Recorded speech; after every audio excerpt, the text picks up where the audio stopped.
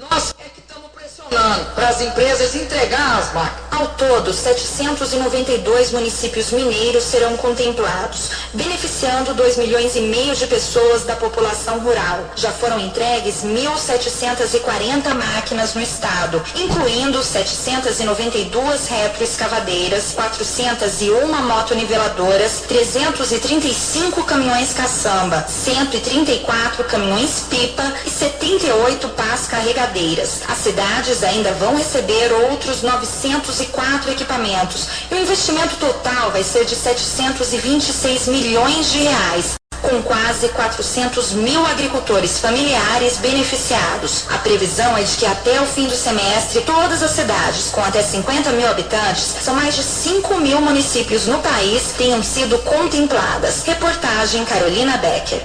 E como ouvimos na reportagem de Carolina Becker, em Betim, Luciano, as retroescavadeiras, as motoniveladoras e os caminhões caçamba e caminhões pipa são equipamentos que fazem parte do kit entregue pelo PAC Equipamentos. Isso mesmo, Kátia. Recebem as máquinas do programa as cidades com até 50 mil habitantes, os municípios do semiárido ou os que estão em situação de emergência ou estado de calamidade pública. E para municípios que sofrem com a seca, o kit também inclui, além do caminhão pipa, as pás carregadeiras. Em todo o país já foram entregues mais de 10 mil equipamentos e todos são usados na manutenção e na abertura de estradas para facilitar o escoamento da produção agrícola e a mobilidade do campo para a cidade. Mimoso é uma cidade de cerca de 3 mil habitantes no interior do estado de Goiás. A maior parte da população vive na zona rural e tira o sustento principalmente da agricultura. Mas um problema dificultava o dia a dia das mais de 400 famílias que moram no campo. As estradas rurais, que nem sempre estavam bem conservadas. Para o agricultor Ezequiel da Costa, a falta de infraestrutura dificultava o deslocamento das pessoas e o escoamento da produção. Não era fácil não, a situação era bem difícil, mas depois aos poucos foi melhorando, né? Hoje não tem problema nem nada, tem umas fontes boas, então nós saímos aqui tranquilo, sem problema. Nos últimos meses, a cidade goiana recebeu uma retroescavadeira, uma motoniveladora e um caminhão caçamba do PAC Equipamentos para melhorar as condições das estradas vicinais. Com as máquinas é possível fazer o nivelamento da terra, cavar valas para evitar o acúmulo de água e compactar o chão. Para o seu Hélio Teixeira, vaqueiro numa fazenda de Mimoso, com as mudanças ficou mais fácil fazer o transporte na cidade. A estrada é a base de tudo no município, né? Quando a estrada está boa, tudo vai bem também. Professora há cerca de 20 anos numa escola da zona rural, Eliana Tavares diz que a melhoria das estradas era uma necessidade. Antigamente era bem difícil. Atolar, o carro quebrava, aí ficava difícil, né? Para poder até visitar as próprias escolas. Parece que até os meninos ficam mais felizes de ir para a escola, vão mais rápido. Com certeza, antigamente eles saíam de casa muito cedo, né? E hoje não, já vão mais tarde, chegam mais cedo em casa, facilitou muito a vida deles, né? E dos pais que preocupam menos, né, com os filhos. Assim como o Mimoso de Goiás, todos os municípios brasileiros com até 50 mil habitantes receberam pelo menos um equipamento para conservação de estradas vicinais. É o que explica o ministro do Desenvolvimento Agrário, Pepe Vargas. Esses municípios até 50 mil habitantes, nós temos 83% da população que vive no meio rural brasileiro. Então, um grande problema de mobilidade rural, não só para o escoamento da produção da agricultura e da pecuária, mas também para outras necessidades de mobilidade da população, seja nos ônibus escolares, para o transporte de pacientes em ambulâncias e todas as necessidades que uma comunidade tem de mercadorias, serviços, né? De acordo com o Ministério do Desenvolvimento Agrário, a expectativa é que até o final deste semestre o governo federal conclua a entrega de 18 mil máquinas pelo PAC Equipamentos. O investimento foi de 5 bilhões de reais e deve beneficiar cerca de 25 milhões de pessoas que vivem no meio rural. Reportagem João Pedro Neto.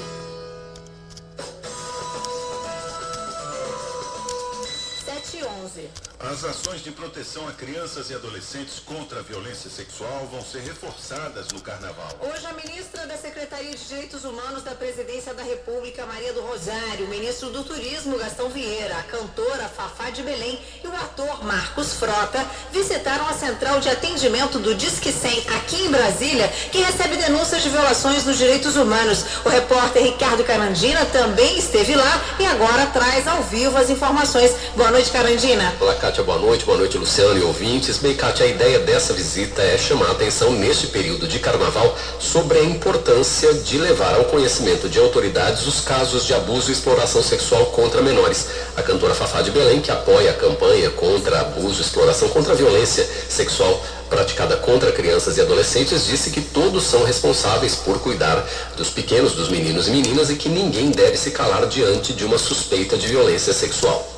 A minha bandeira é, na dúvida, denuncie. É mais fácil pedir desculpa a um adulto por ter julgado errado ele conduzindo uma criança para algum lugar, do que não conseguir se desculpar com aquela criança por ter a infância, o resto da vida abortado naquele momento onde nós não agimos.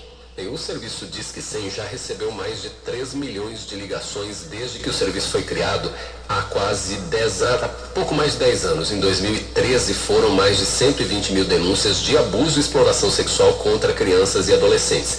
As denúncias de todo o país que chegam a essa central, que funciona aqui em Brasília, são examinadas e encaminhadas para os órgãos responsáveis por apurar e tomar as providências necessárias. E a ministra da Secretaria de Direitos Humanos, Maria do Rosário, explicou que este ano esse trabalho da central do Disque 100 vai contar com um reforço. No local do carnaval, nós vamos ter plantões integrados. Esses plantões integrados vão estar nestas cidades mobilizados, portanto, no circuito do Carnaval de Salvador, no roteiro do Galo da Madrugada em Recife, no Sambódromo do Rio, de São Paulo, de Porto Alegre e Fortaleza também tem. O que nós estamos inovando é justamente, ao invés de fazermos só campanha de divulgação, montarmos e apoiarmos os plantões locais. Bem, a campanha divulgada em veículos de comunicação para incentivar a sociedade a denunciar a violência sexual contra crianças e adolescentes, Kátia, que é aquela que tem os bonequinhos, que um tapa o olho, outro tapa a boca, outro tapa os ouvidos, ela já está no ar em algumas cidades, como Salvador, por exemplo. Em São Paulo, essas peças começam a ser divulgadas nesta quarta-feira e ainda esta semana chegam a Recife, Rio de Janeiro e Porto Alegre, Kátia.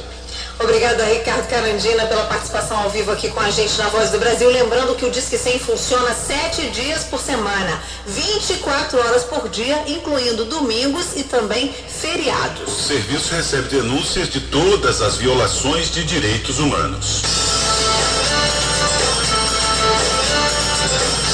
Buscar soluções conjuntas e resolver problemas comuns entre municípios para melhorar a qualidade de vida da população. Esta é a ideia, está sendo discutida com representantes do governo federal, estados e municípios para fortalecer uma iniciativa consorciada e articular políticas públicas de maneira regionalizada e com a participação da sociedade. Entre os temas desse diálogo estão os planos plurianuais e as políticas federais, mecanismos de fortalecimento dos consórcios intermunicipais, softwares públicos para a gestão municipal e também a atuação dos gestores de órgãos federais no apoio aos PPAs regionais. Em muitas regiões do país, estradas para o escoamento da produção passam por várias cidades e se tornam um ponto em comum de interesse. Por isso, na hora de buscar melhorias, os consórcios de prefeituras podem atuar. O consórcio de municípios é um trabalho de parceria e já é realidade no ABC Paulista. Prefeitos de 7 cidades se juntaram e construíram uma agenda para solucionar problemas e promover a qualidade de vida da população, como detalha o prefeito de São Bernardo do Campo, Luiz Marim. Trabalhar soluções em vários problemas, por exemplo, as áreas de risco das 7 cidades, o problema de mobilidade, e a partir desse debate, o presidente anunciou no final do ano a ordem de mais 2 bilhões para investimento em várias áreas, entre elas mobilidade da região, como fruto desse debate que nós fizemos no PPA. Um seminário que está sendo realizado em Brasília reúne vários consórcios regionais para iniciar um processo de planejamento territorial participativo. Prefeitos representando 27 consórcios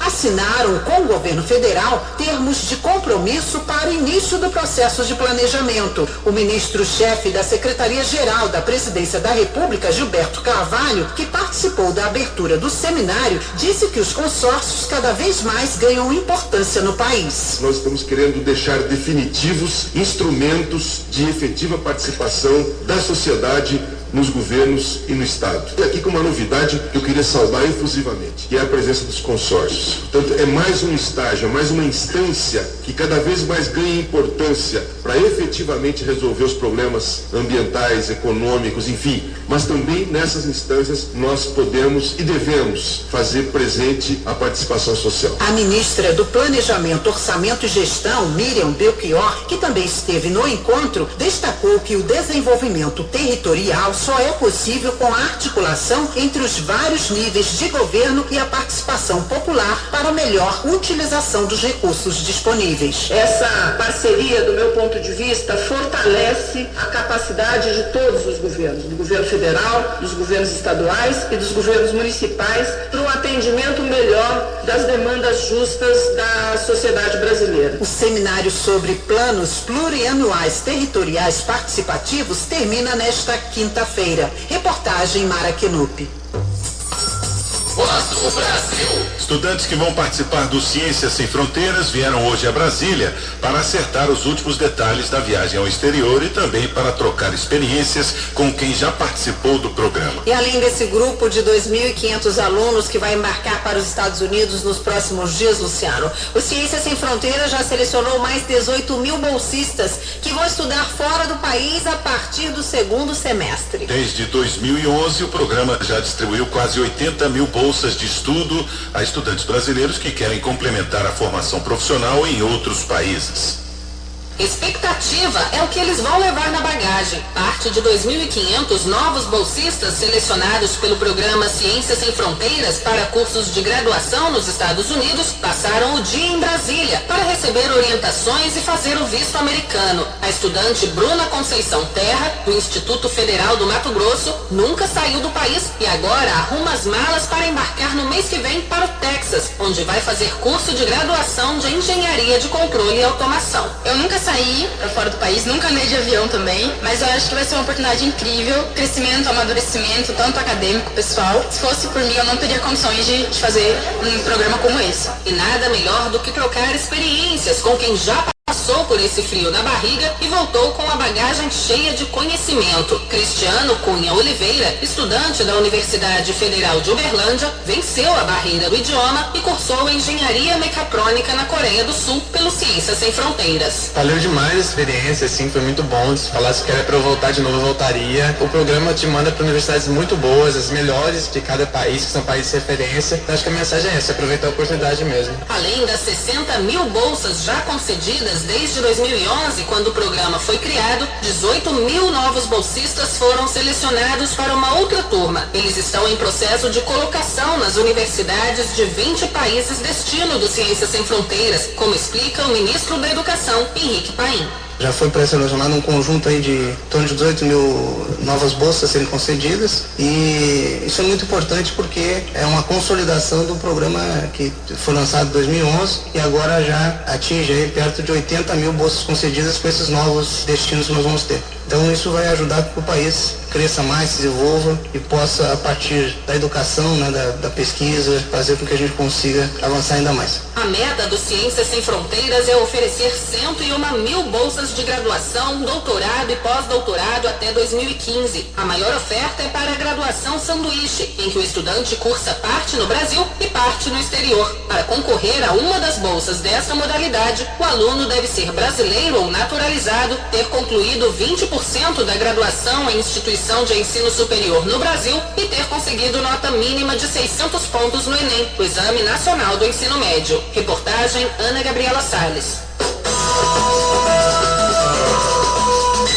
7h20. Luciano, você sabia que na Noruega existe um banco de sementes que guarda espécies de grãos produzidas por vários países? É verdade, Kátia. E nesse banco, as amostras de sementes são conservadas a 20 graus abaixo de zero. Isso permite que elas fiquem guardadas para o futuro, porque se acontecer uma catástrofe climática, como enchentes e terremotos, por exemplo, essas sementes vão estar em segurança. E essa semana o Brasil enviou amostras de sementes de feijão para esse banco. Nós vamos saber mais na entrevista que o jornalista João Mendes fez com o presidente da Embrapa, Maurício Lopes, que está na Noruega. O que significa para o Brasil ter essas sementes depositadas em um banco genético mundial? Significa segurança para o futuro. É um projeto extremamente interessante do Fundo Global para a Promoção da Diversidade Agrícola, que procura desenvolver estratégias para garantir que os recursos genéticos estejam disponíveis no futuro. E as sementes, os nossos recursos genéticos são fundamentais para a produção de alimento em todo o mundo. Esse projeto ele procura então conservar esses recursos para que eles estejam disponíveis para todos os países no futuro. O Brasil é considerado um país de referência na produção de alimentos no mundo. O que nós realizamos nos últimos 40 anos é extraordinário. O Brasil alcançou a sua segurança alimentar e é muito importante nós participarmos desse programa, depositando os nossos materiais genéticos para que eles estejam disponíveis no futuro. Presidente, qual tipo de sementes o Brasil vai depositar nesse banco? Nós já participamos desse programa e depositamos pela primeira vez no banco em setembro de 2012. Nós depositamos 264 amostras de recurso genético de milho e 541 amostras de arroz. Portanto, nós já somos participantes do programa desde 2012. Nesse momento, nós estamos depositando 514 acessos de feijão, uma coleção nuclear de feijão do Brasil, que representa 70% da riqueza genética do feijão no nosso país, que estará agora guardado com segurança para o futuro. No futuro, nós temos interesse em depositar outras sementes brasileiras nesse banco, como, por exemplo, trigo, as pastagens, o feijão calpi e outras espécies importantes para a alimentação do brasileiro. Maurício Lopes, presidente da Embrapa. Obrigado pela entrevista à Voz do Brasil. Foi um prazer falar com você. A cidade de Abaetetuba, no Pará, vai receber do Ministério da Integração Nacional mais de R$300 mil. Os recursos são para restabelecer serviços essenciais e para ações de socorro e assistência às vítimas. Em janeiro deste ano, o município decretou situação de emergência após uma cratera originada pela erosão engolir dezenas de casas do bairro São João. Você ouviu hoje na Voz do Brasil. Liberado o programa do imposto de renda deste ano, contribuintes já podem preencher a declaração a partir de hoje. Na Operação Carnaval do Disque 100 pelo fim do abuso e da violência sexual contra crianças e adolescentes, equipes vão fazer plantão especial nos dias de folia. Prefeitos de Minas Gerais recebem máquinas e veículos do PAC 2. Esse foi o noticiário do Poder Executivo, uma produção da equipe de jornalismo da EBC Serviços. Quer saber mais sobre os serviços e informações do governo federal? Acesse www.brasil.gov.br. Voltamos amanhã. Boa noite. Fique agora com um minuto do TCU e em seguida as notícias do Poder Judiciário e do Congresso Nacional. Uma boa noite a todos e até amanhã.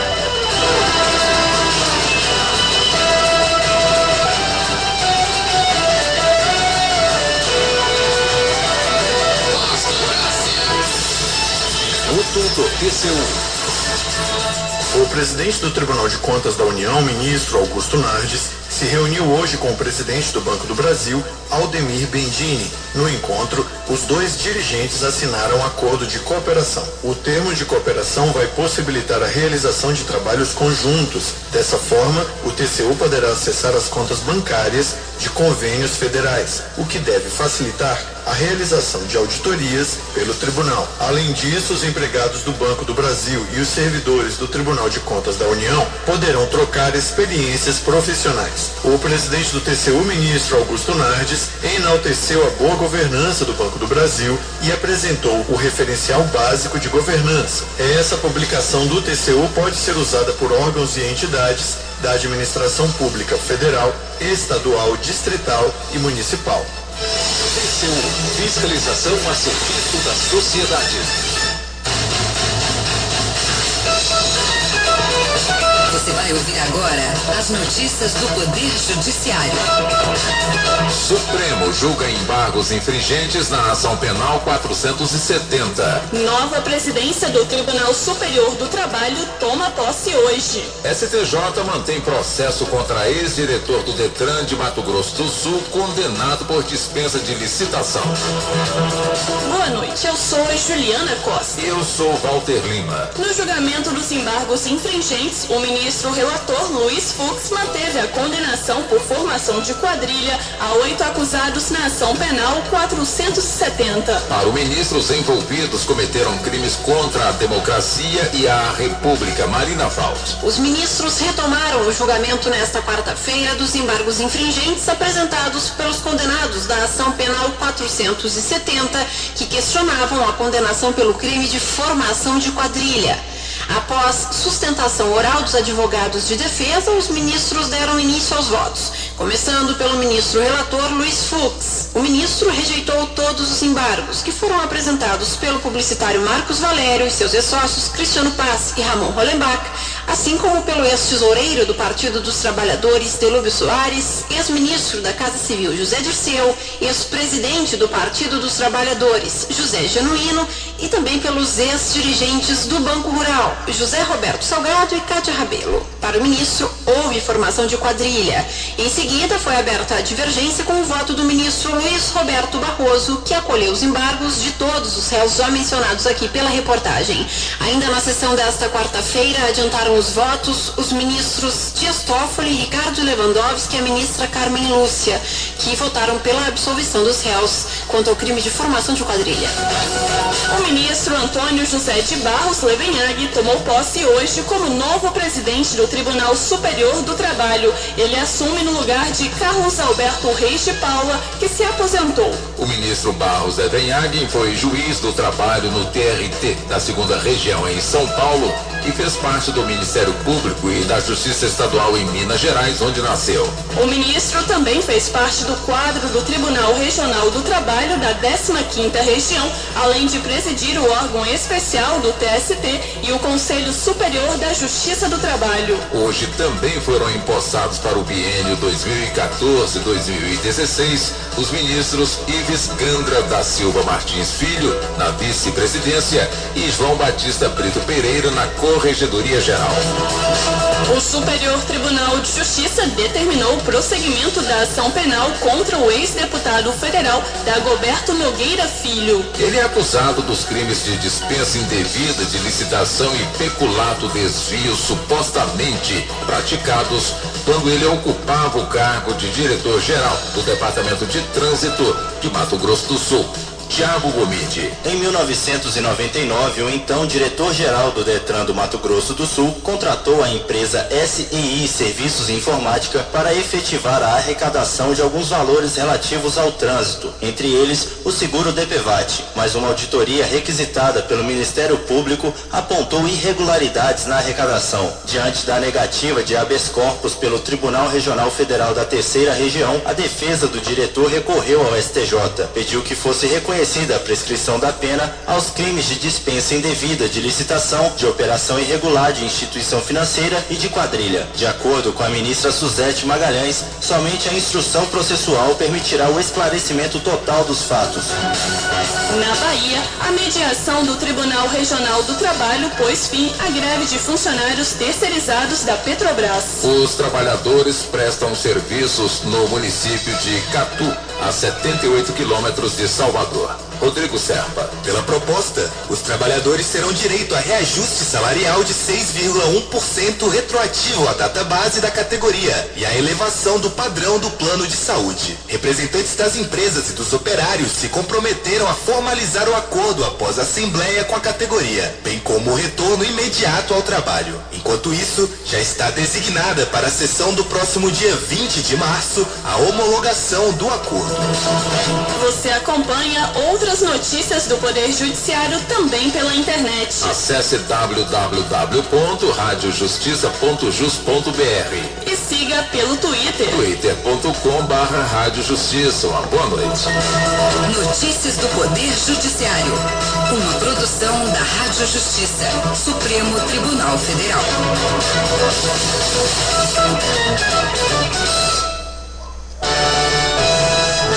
Senadores aprovam um projeto que dificulta fechamento de escolas rurais, indígenas e quilombolas. Segue para o plenário proposta que determina afastamento do cargo de candidatos à reeleição. Antônio Carlos Valadares defende projeto que cria fundo de revitalização do Rio São Francisco. Estes são os destaques de hoje do Jornal do Senado, que começa agora.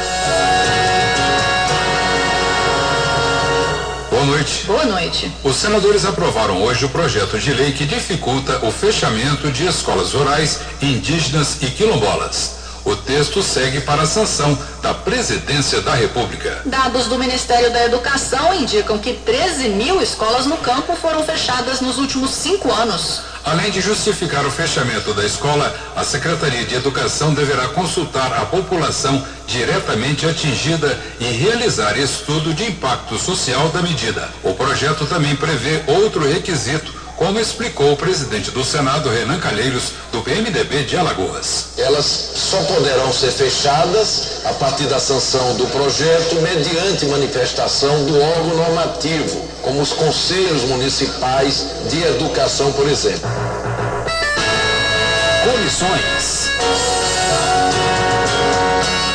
Os candidatos à reeleição para presidente, governador e prefeito deverão se afastar do cargo para participar da disputa. É o que prevê a proposta da senadora Ana Amélia do PP Gaúcho, aprovada hoje na Comissão de Constituição e Justiça, com pedido de urgência para votação no plenário. Repórter Nara Ferreira. Ana Amélia não integra a CCJ, mas participou da reunião para defender a proposta. A lei da reeleição é imperfeita, incongruência, incoerência de que um candidato, um governador candidato ao Senado ou à Câmara Federal, ele tem que se desincompatibilizar alguns meses antes do pleito. Mas como candidato à reeleição ao governo, ele pode ficar até a 1ª hora, até o dia da eleição. O relator, senador Luiz Henrique, do PMDB de Santa Catarina, destacou que o afastamento do cargo vai permitir a igualdade de condições na disputa eleitoral. É uma das questões mais relevantes, que os candidatos à reeleição nos cargos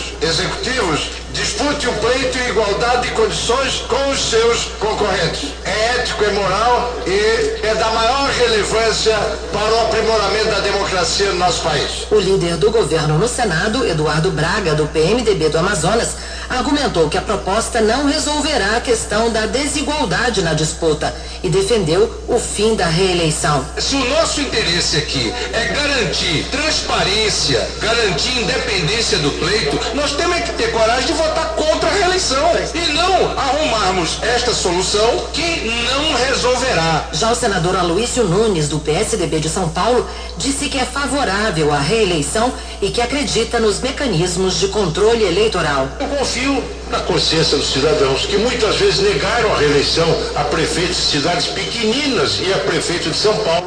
Eu confio na justiça eleitoral, na possibilidade que nós temos de aperfeiçoar os controles para coibir o abuso do poder econômico e do poder político. A Comissão de Constituição e Justiça também aprovou o projeto que prevê a destruição de drogas apreendidas em ações policiais em no máximo 30 dias após a apreensão.